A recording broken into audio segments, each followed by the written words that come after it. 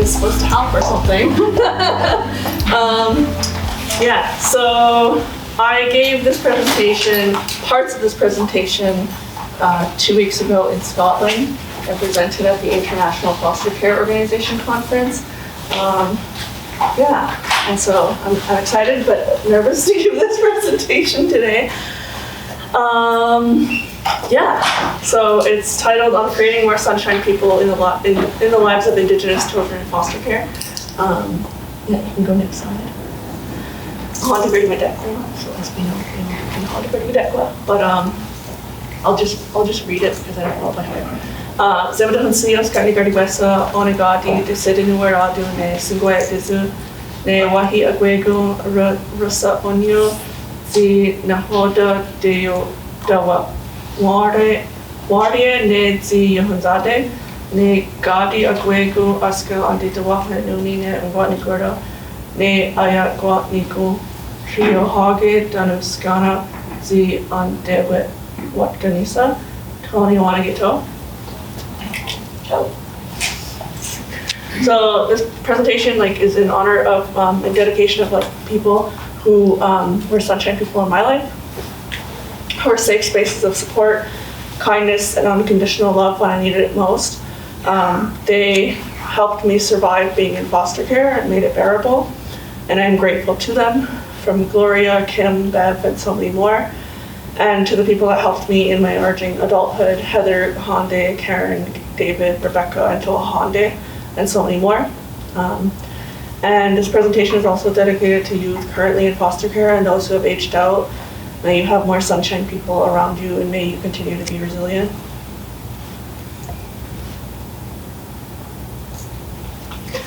So this is me when I was a child. I'm 30 years old. I'm from Kahnawà, and I grew up in foster care from ages 4-ish, 5 to 14 in Quebec and Ontario. My first 2 placements were, one was here in Kahnawà, one was in Gunnesadage, back here Kahnawà, back to Gunnesadage, and then I was moved to Northwestern Ontario, which is actually almost 2,000 kilometers away from here. For the majority of my placement, it was 5 years there. So I'll talk more about it later. I will kind of give a warning, if I'm going to talk about traumatic stuff. I will mention the abuses, but I won't mention them in a bunch of detail. But I'll give the option to go on step out. So I was returned to my mom and my community at 14, and I've been on a journey of healing and reconnecting to my culture and community since then. I'm proud to say that I'm an advocate for youth in and from foster care. And previously I was a Master of Arts student at McGill and Concordia, where I first began researching basically the knowledge that I already hold as somebody who grew up in care. So yeah, but I didn't finish my master's. COVID, kind of stuck a wrench in things. But a number of other things, and I'll go on to talk about those later. So our agenda, I guess, if you will, today, I'm talking about the impact of colonialism, intergenerational trauma, and developmental trauma on Indigenous kids in care. I just cite a few studies, and then my experience in foster care. Again, it's kind of a brief overview. It's not I'm bringing you in the trenches of the experiences, but and yeah, sunshine people. I talk about the concept that I created, this idea of sunshine people and characteristics and how to become a sunshine person, and the importance of sunshine people in the lives of Indigenous kids and youth in care, and then teachings from Scotland. So, because I got to meet so many awesome people. So this is just an overview slide. Everybody knows the history, right, by now of colonialism and the impact of colonial policies on Indigenous children here in Canada. I did have a few more slides on this, but I removed them because in Scotland I had to provide more context. They might not have known the extent of the colonial history here. So I'll just show this one. All of these systems, residential schools, day schools, 60 Scoop, and Millennium Scoop, and child welfare, they all target Indigenous children, right? And so these policies led to real impacts on children themselves and get passed down through intergenerational trauma. So that's all I'll really say about that, because I feel we have a basic understanding of that. I really like this painting. It sticks in my mind when we're talking about the impact of like children in residential school and how like there's a revival of Indigenous languages, cultures in our communities. So on my way to Scotland, I was listening to this on an audiobook, and then I realized, okay, I have to buy this book. It's called Who We Are by the Honorable Murray Sinclair, who has since passed away. He was amazing. And so in it, he talks about, so I'm going to read from it, just the first little bit, but he says, in order for Indigenous societies, this is a direct quote from the book, it's literally on like the introduction page. In order for Indigenous societies to function properly, they must raise and educate children so they can answer what elders from all walks and cultures in the world call the great questions of life. These questions are, where do I come from? Where am I going? Why am I here? And who am I? And it's important to know these answers because it's also important to know who we are and our parents' background, our grandparents, and what they experience as well. And so he says here, children need to know their personal story. We all need to know the stories of our parents and our grandparents, our direct and indirect ancestors, and our real and mythological villains and heroes. As part of that story, we also need to know about the story of the community of people to which we are attached, our collective story, all the way back to our place in the creation of this world. We all have a creation story, and we all need to know what it is. We also need to know where we are going. Knowing where you're going is not just about knowing where you are going to be next week or next year or in 25 years. It is also about what happens to us when we die. It's about the spirit world and life after death.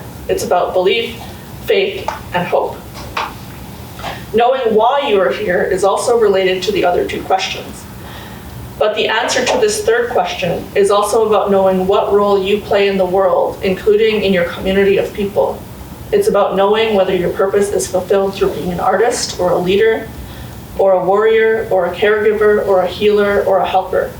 Clan teachings and naming ceremonies in my own culture provide answers about that, but the answer to that question is also influenced by knowing what your family and community need, and then filling that need, and feeling the satisfaction that is derived from that. The fourth question, who am I, is the most important because it is the one that we are always asking and always answering.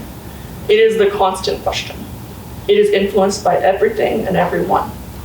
We fight to maintain the answer we like, and we fight to change and improve the answer we don't. We strive to attain the perfect answer, and by the time we die, not realizing that in fact there is no right or wrong answer. It is a question about understanding our life. It is about identity. It is about what you have become, but it is also about what you want to become. In many ways, the answer to this question derives from knowing the answers to the other three questions.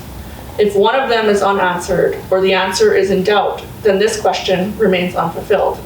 Your life is not in balance. For children in residential schools, these questions went unfulfilled. The answers they were forced to accept ran counter to much of their knowledge already carried from their early lives as children in their own families and communities. In my culture, as it is true for all others, your first teacher is your mother, and your first classroom is your family home. What you learn in those formative years influences you for life, and as you grow, you look for things that reinforce what you learned from your mother or your grandmother or your uncles and aunties. Indian residential schools denied all that and tried to squash that curiosity. So if we can go to the next slide. So when I read that first part, I was listening to it on the plane and I was like, oh my God, this is like what it felt like. Like I feel like as somebody that grew up in foster care, like I was constantly questioning like, why am I here? Where am I going? What's my purpose in life? Like always like in an existential crisis of like, what the heck am I doing here? Like I'm here in Timbuktu and Northwestern Ontario, like not knowing what it was.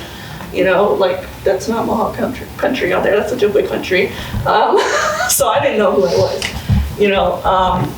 So I'm feeling like, because so many of our kids get placed outside of community, there might still be that sense of like similar questions and like struggling with like, who am I? Where am I going? Where do I come from? And so I'm trying to like connect through what Murray Sinclair is saying, is how he's talking about the impact of residential schools on children. And I really think there's a similarity with Indigenous kids in care. So then he talks about, and I promise I won't quote as much later, but it's like, I feel like it's really important. So he says, many have heard the stories about the horrific abuse suffered at the hands of those who ran residential schools. These are true, legitimate, and frankly, the hardest thing I've ever had to listen to. But the physical and sexual abuse were not the only forms of abuse, nor the only sources of trauma. All children who went to the schools were damaged there, many without even realizing it. The separation from a parent at such a young age, being subjected to a climate of fear, of loneliness, of hostility, and of oppression would have been enough to cause enormous personal damage to any child, especially when combined with the child's long-term institutionalization and isolation from family. And I read that, and as somebody who like experienced care, I'm like, for a lot of my time in care, that's what it felt like. Yes, there were some good moments, but for a lot of the time, it felt really isolating. Indigenous youth in care and trauma, there's been a lot of like research done on this by like people who are researchers. And so I'm not sure if many of you have heard, there's something called ACE scores, so adverse childhood experiences, and they use it to measure like how severe like trauma children have experienced in their developmental years from 0 to 18. And it's not specific to Indigenous children, it's specific to, like, it's general to all children. So it's like exposure to abuse, physical, sexual, or emotional, neglect, physical and emotional, or household dysfunction. So parental incarceration, violence to one's mother within the home, household substance abuse, household mental illness, and parental separation that occur within the developmental years. So I sourced the person there. I didn't correct that. So about 20 years of research about ACE scores have found that experiencing these traumas is associated with negative health outcomes and behaviors such as depression, PTSD, substance use problems, and suicide, among others. And a more recent study in 2021 said Indigenous children in foster care experience more adverse childhood experiences than non-Indigenous children in care. And another researcher, or a few researchers found in 2008, 2009, that individuals whose parents attended residential schools are at increased risk for greater depressive symptoms, suicide, PTSD, and general psychological distress. And I don't say this to like be a Debbie Downer, it's like that is the truth, that is the reality. And we already know these things, right? If we can go to the next slide. So in our worldview, at least to the best of my knowledge, what I've been trying to learn in the past couple of years, is that Indigenous children are valued and respected equally as adults, which is opposite from Western notions of authority and parenting. And each person is given gifts from the Creator to share with others during their lives.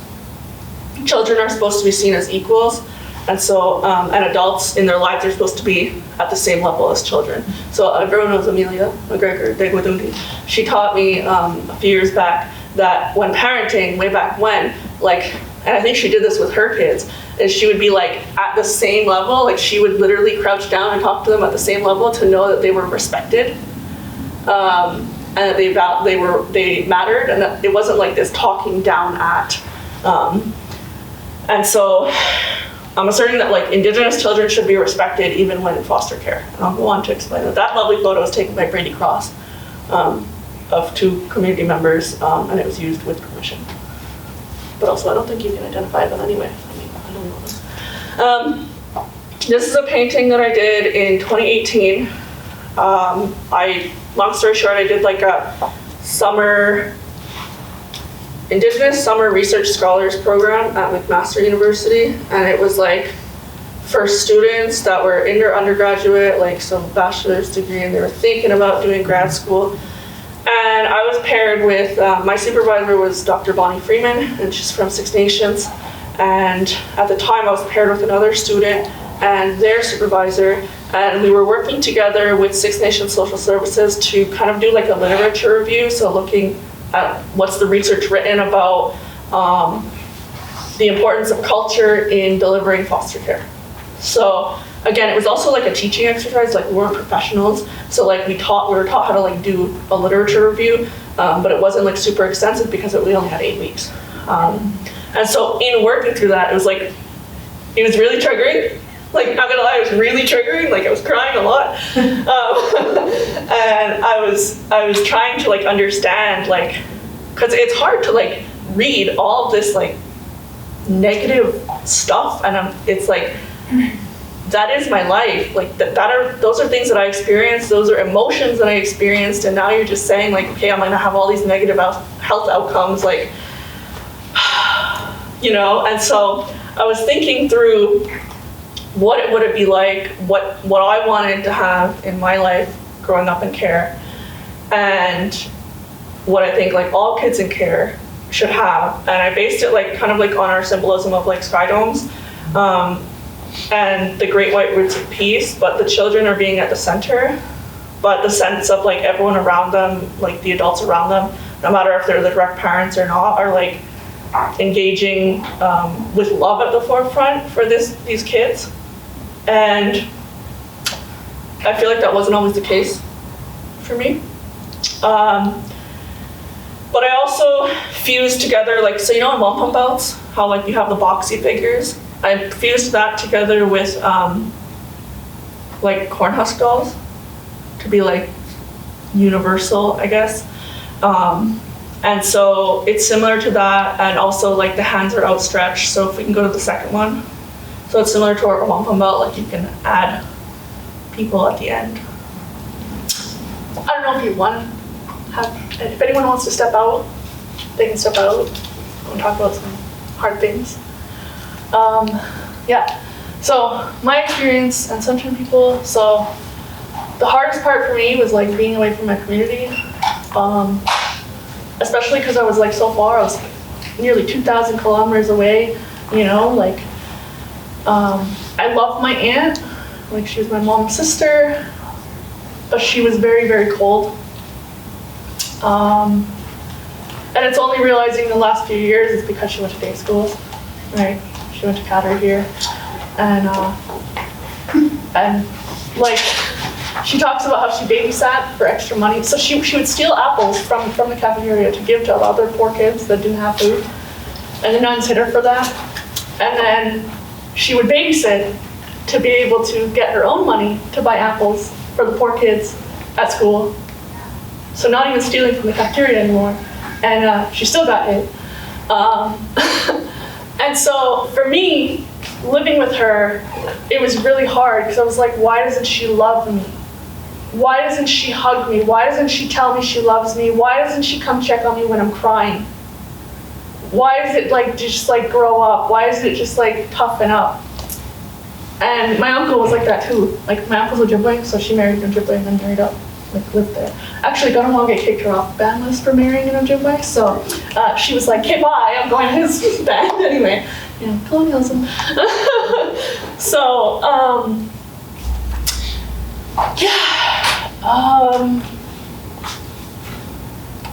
I guess I'm still trying to understand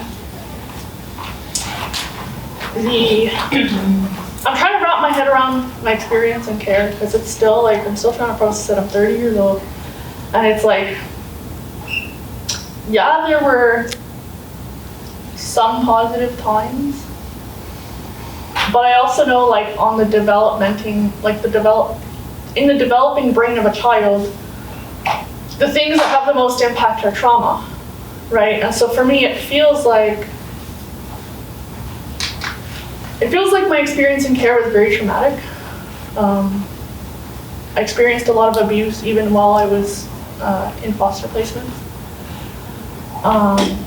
Even though it wasn't directly by the foster, sometimes it wasn't by the foster parents directly, it was like an external family, friend, or whatever. But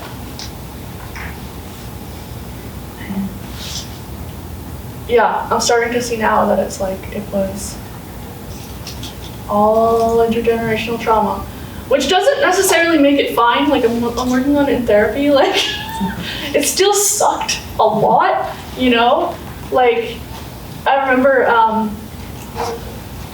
being like severely depressed from like age 13 to I was like 11. I was 11. I was severely depressed and suicidal at 11 years old, and constantly running away, constantly just walking out of school, like self-harming, just like everybody knew, my teachers knew, the principals knew, and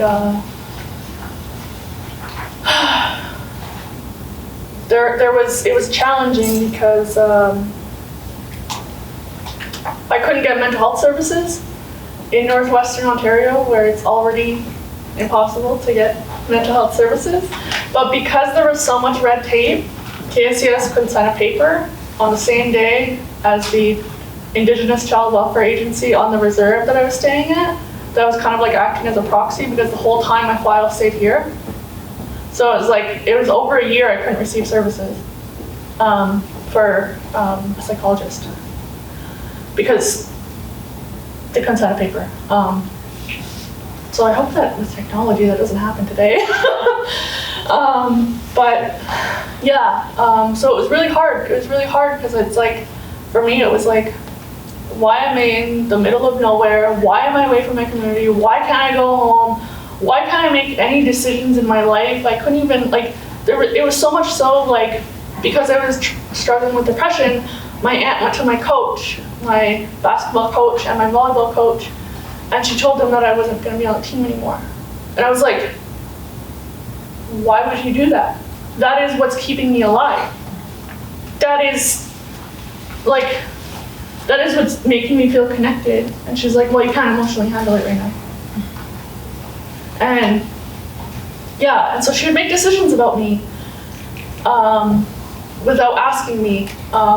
There was a sense of like, if I asked to hang out with a friend, it was like, no, you can't hang out with them because I said so, you know. And that reserve is like, it's called Couchiching First Nation. I want to say it's about maybe 200 people, maybe 300 people, like, and it was about a half hour, no, it's like about 20-minute drive to the next town over, where like all the schools were and everything. But yeah. So what kept me going in that time were the adults adjacent in my life who were like sunshine people, and they kept me alive. So I adapted this. This is from the National Child Traumatic Stress Network. They're based in the States. I know we don't like the States today, but that thing's actually good. I feel like in trying to understand my life, like I really connected with this guide. So this is a guide that they made to talk about complex trauma from the perspective of a kid. And it was actually a child that asked for this. He had asked like his psychologist to say like, hey, like, is there anything to describe what I'm feeling from what I know, from what I see? And the psychologist said no, and then he worked with others to like develop this. So it's part of like a whole awesome guide that you should check out. So I felt like it looked like thunderstorms, and so I felt like I related to that.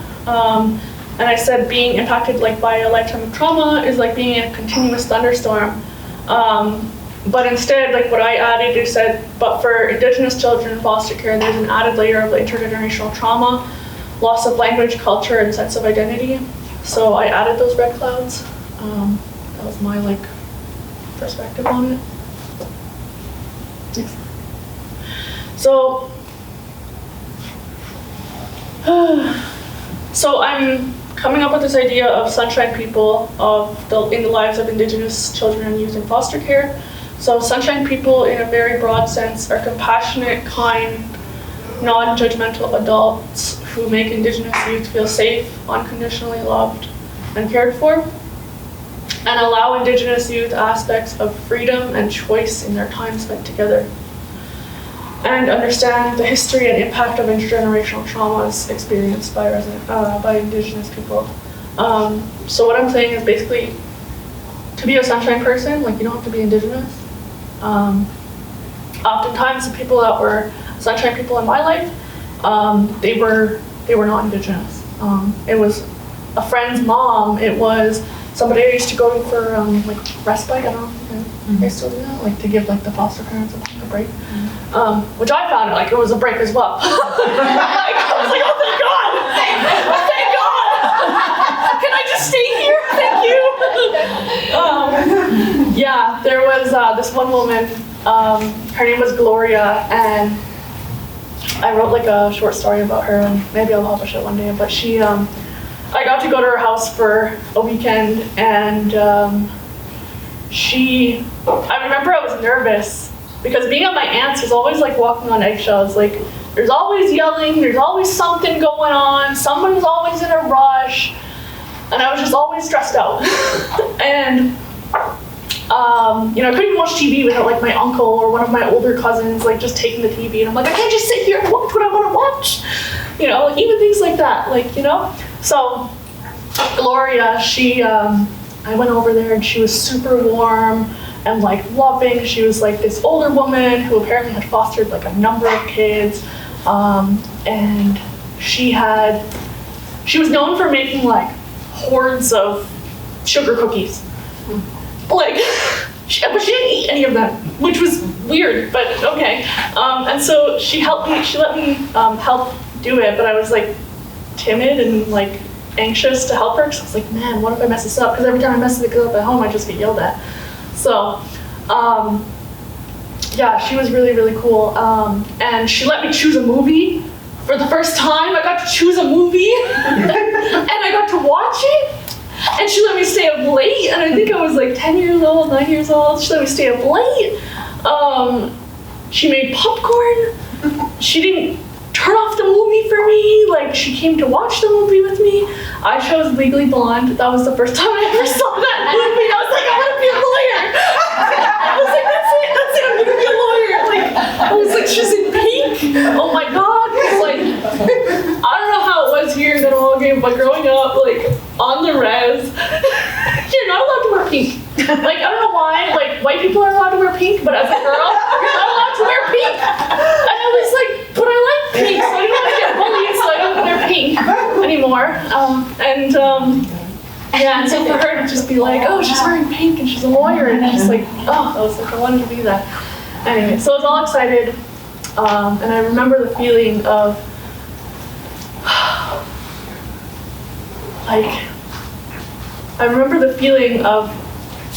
hearing the phone ring and knowing that Gloria answered the phone and then my aunt was on her way, and my whole like heart just sunk, and I was like, I have to go back.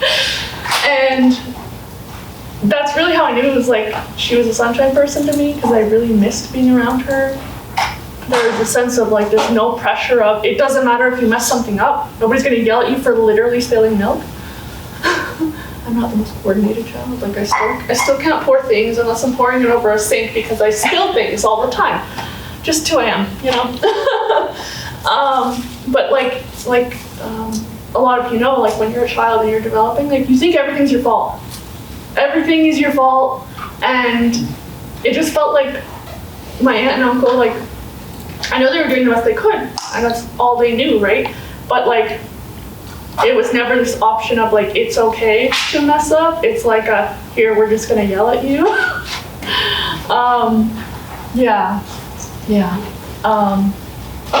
So if we can go to the next slide. So, bringing sunshine people into the lives of Indigenous youth in care. So I'm saying that we can move from this to that through having more sunshine people in the lives of Indigenous kids in care. You don't have to be their direct caregiver. It'd be ideal if you were their caregiver, but understandably, not everyone can be a caregiver. But yeah, even if you're an aunt, something else, like you can do an aunt coach, a respite person, librarian, like a family friend. Yeah. So keep going. Next slide. So this looks like a lot, but this one lady I came across in my studies, her name was Uma Narayan, and she's a Black feminist writer who talked about working together across political difference and like with emotions. So she was in the context of her stuff, she was talking about like two adults, somebody who has lived experience and somebody who just like really wants to empathize. So she was talking about how like there can be a lot of frustration with somebody like who has lived experience and is trying to like really describe what they've experienced to somebody who hasn't experienced it but like wants to understand. And she said sometimes there can be like a lot of anger because it's frustrating to not be able to put words to what you've experienced. And on the other hand, somebody who doesn't have that lived experience may say like, oh, I understand, but in reality, there's some things that they will never understand. And so what she was saying is that like the person who doesn't have the lived experience has to understand that there's some things that they will just never understand because they didn't live it. And to be like, I guess more understanding. And the other side, she said for people with lived experience, they kind of like, she's recommending that they like rein in their anger a little bit and try to be like more compassionate towards somebody that's trying to understand. But it's a different context in which I'm applying it here because we're talking about children in care, children in general who may not necessarily have control over their anger yet. Like I'm not a developmental child expert, but I know children, like they're still trying to learn how to deal with their anger properly, right? And so, so I'm saying is that Indigenous kids in care, they may come across as angry because they don't have a lot of choice in everything that they're doing. Everything about their lives is being decided, who they can be friends with, where they can go, who they can hang out with, what time they can come back at, you know, where they're living, when they're getting new clothes, if they're getting new clothes, if they're gonna get money for like extracurriculars. And I know like it's a very different situation. Like I grew up in care from 1999, 2000 to 1999 to 2009. So that was before KSCS had a lot of money, right? And there was literally the government of Canada gave less money to keep families together, and they gave more money to put kids in care. It was literally proven by the Canadian Human Rights Tribunal, this whole thing. Everybody knows, or if you don't know, like Canadian Human Rights Tribunal from 2016. And so what I'm saying is that to understand that children, Indigenous children in care may be more angry. And that's okay, because all of the power in their lives has been taken from them. And it's okay for them to be angry. And so we can't be expecting children who have experienced so much trauma and who have so little power and who are still trying to learn and understand their emotions to control their anger. So, like, I know it might be upsetting to be like a social worker, but it's like you need to help by understanding that they may not be able to rein in their anger. And honestly, I think it's like more about trying to connect with them as people, try and give them, like I was saying earlier, try and give them decision-making authority for anything, where you're going to eat. I don't know how long they can stay somewhere. I mean, I know there's something not out of their control, but try and find a room where you can, because otherwise these kids don't have choice over anything. Like, yeah. So, relationships being built between Sunshine people and Indigenous youth in foster care leads to trust. And the thing is, with Indigenous kids in care and kids in care in general, there's studies out there, I don't know which they are, but studies have shown that youth in care don't trust a lot of people. They have trust issues. Right? So what I'm asserting is that Indigenous children in foster care can change how they view the world around them and how they view themselves when they have a relationship with people in their lives who love them unconditionally and treat them with respect.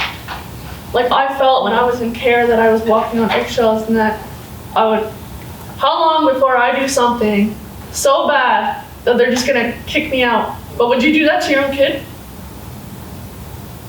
Would you just throw away your own kid? And I know it's a horrible situation, that there's some situations where that does happen, but I feel like there's always an underlying fear with kids in care. Like, when am I going to be moved?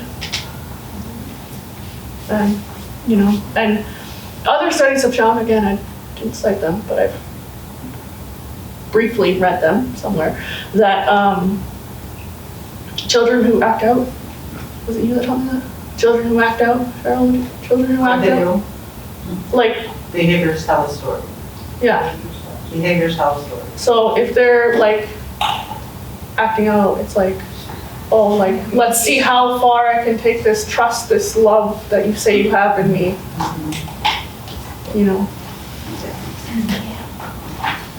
So adults need to work on cultivating this relationship to be nurturing, so that trust can be built and eventually allow Indigenous youth in care to express what they need for their own well-being and wholeness. Nurturing this sunshine relationship is literally suicide prevention for Indigenous youth in and from care, since Indigenous youth from care have higher ACE scores and are more likely to have suicidal ideation than non-Indigenous care and their Indigenous peers. Being a sunshine person for Indigenous youth in care not only strengthens Indigenous youth in foster care's sense of self-confidence and self-love in the short term, but also leads to building up Indigenous youth as they grow up into adults. So this lovely photo. So I wrote to Becky D'Amico, was it 2 years ago? And I asked if she would cover the cost of a trip to Ottawa with some post-majority workers at the time to go and watch the federal court hearing on the final settlement agreement for First Nations child and Jordan's principal settlement. And that was an amazing experience. We had to sign up on the court website and everything. It was crazy. We almost went to the wrong building. We were all running late. And through that, we met Ashley. Ashley Bach. She's one of the lead plaintiffs in this case, representing the removed child class. And she was so cool. Also, she's really short. She's studying to be a damn law student, like like a lawyer. She's studying to be a lawyer. Like, she's amazing. And that's Keona Deere, and that's Anthony Divo, Keona's boyfriend, long-term boyfriend. And it was so crazy because it was a few days long, and the stories and connections that came out, like, we all had different experiences.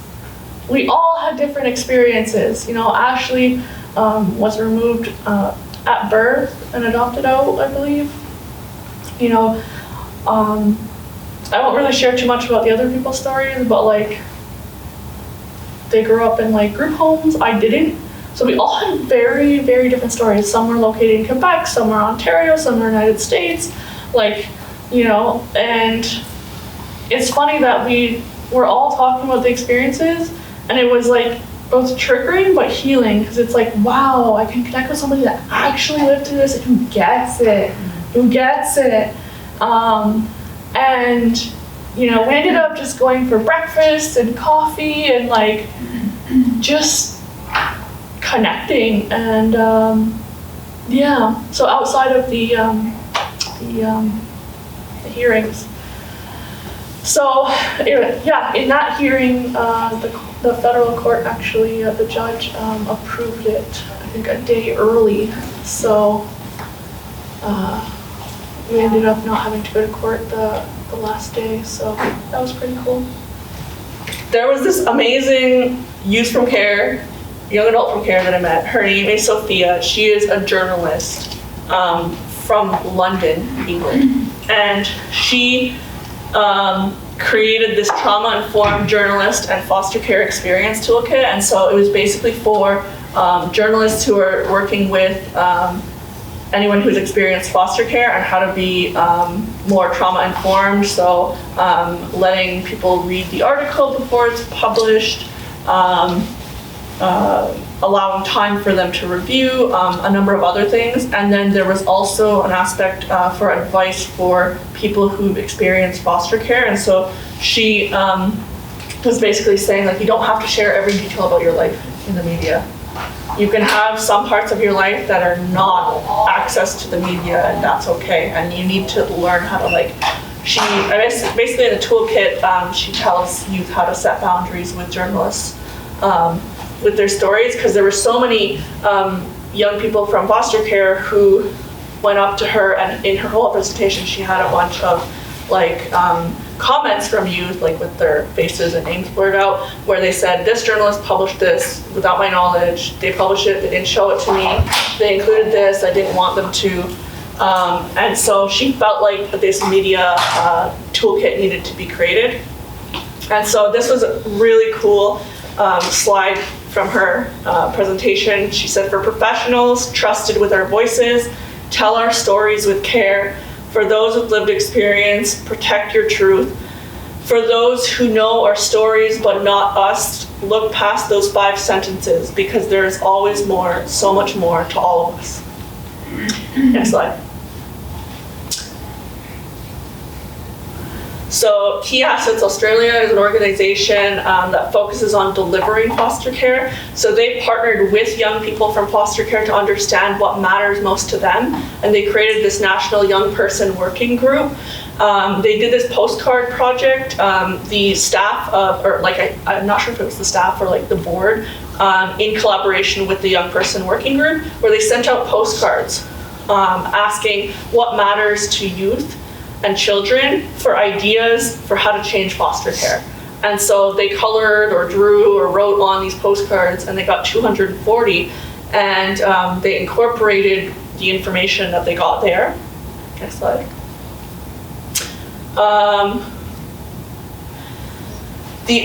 I think I accidentally put this one here, but also talk about Brenda Matthews. She was one of our keynotes. She was amazing. I also became like best friends with her.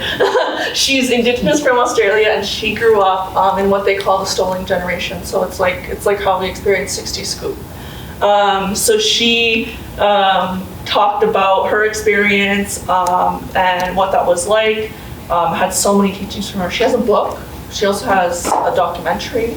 Called The Last Daughter. She was basically adopted out of her, she was removed from her home, I think she was like 2, and she was placed with a white family. And then eventually the mother slowly, like the family slowly started being able to get custody of their children back, and she was the last one to be placed back in her original home, but she didn't remember being in her original home. So it was like culture shock, because she only remembered being with her white family. And that's how she talks.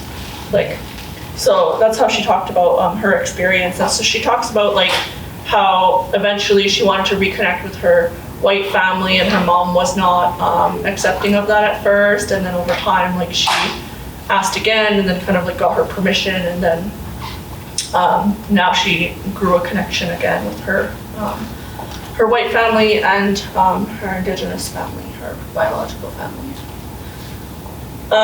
This was learning from a former Olympian. Her name is Fatima Whitbread, and she grew up in the UK, but her mom abandoned her as a baby. And a neighbor found her crying, heard her crying, and she went in there and saved her. And then she was put in this like orphanage. And she talked about how one of the women that took care of her lived across, like down the street, and she ended up like picking flowers for her one day and going there.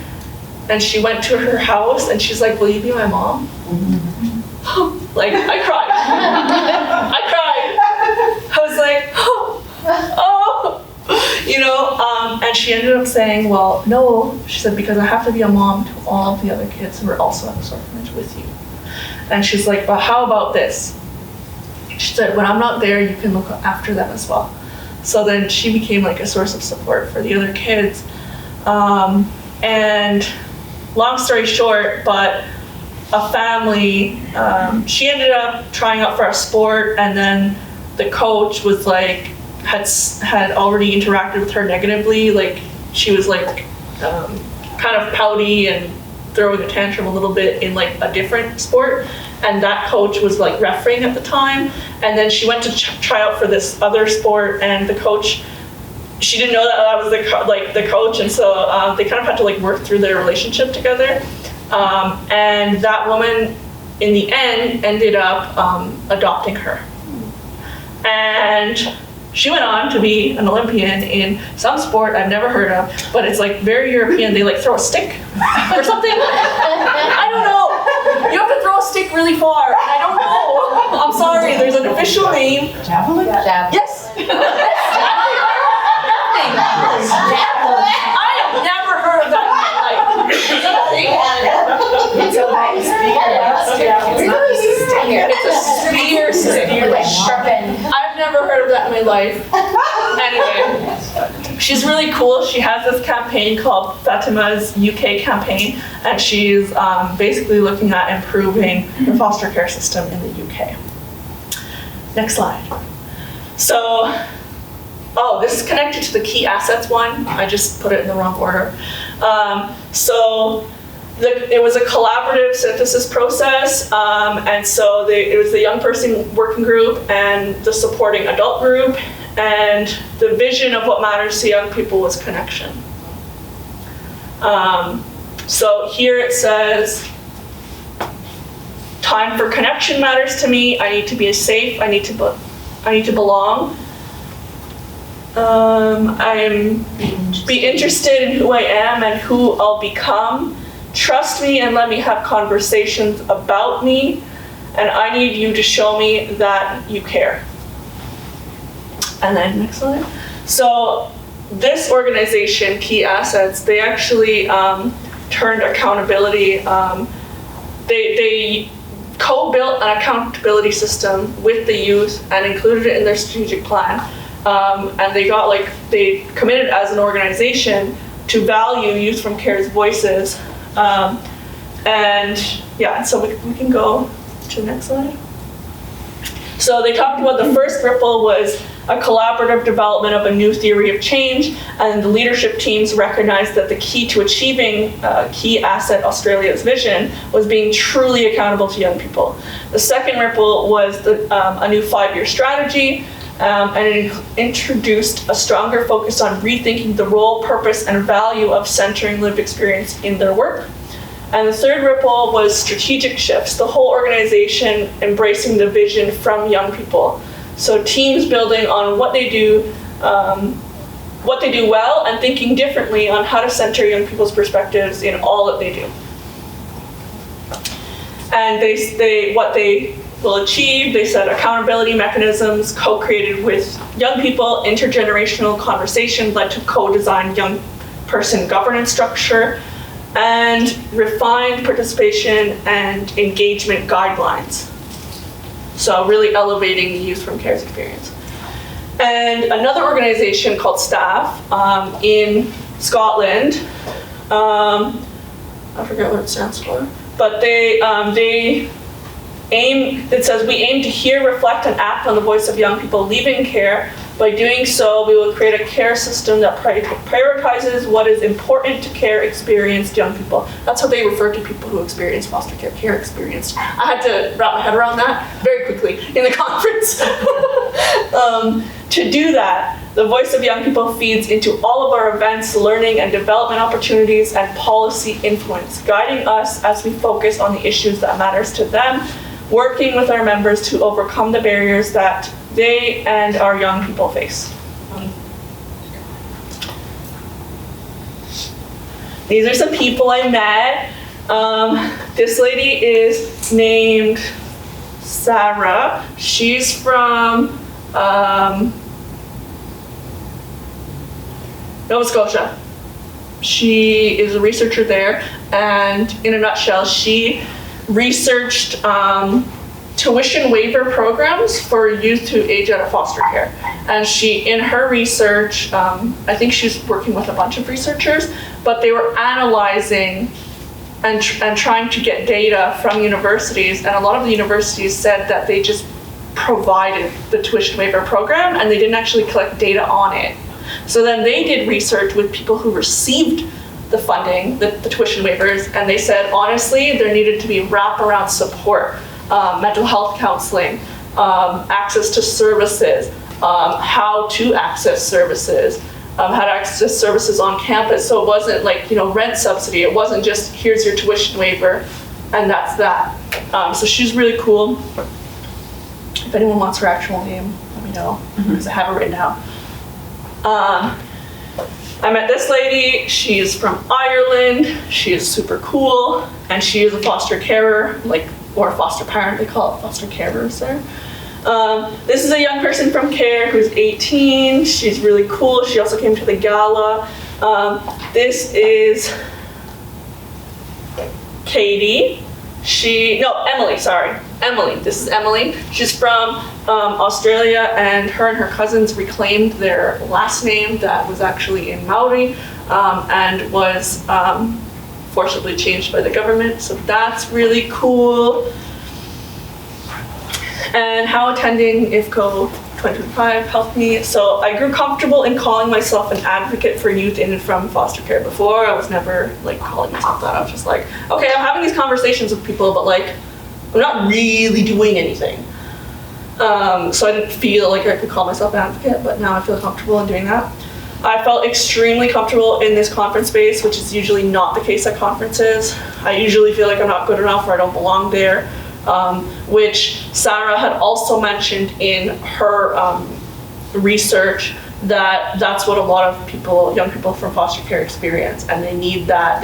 Mentors were important, support, extensions, things like that, academic support. So I felt comfortable because I met, connected, and learned from and befriended lots of adults with care experience. So Sophia was so inspiring as she was comfortable and confident in calling herself an advocate and expert on foster care experience and not needing to have a social work degree. She was so inspiring. She was also in the same block as me, so we each got 45 minutes and we were in the same hour and a half block. She was super kind and amazing. That was the one that talked about the toolkit, the media toolkit. So I guess what I learned there is that young adults from care can be both extraordinary in achieving great things that society says is great, like post-secondary education and all of these things, but also that youth from care are extraordinary just by being ordinary and thriving the best way that they know how. And sometimes success looks different for youth from care. Sometimes it literally looks like just surviving, living, and doing the best that you can to live a good life. And KSC has financially supported my trip to Scotland, otherwise I wouldn't have been able to go.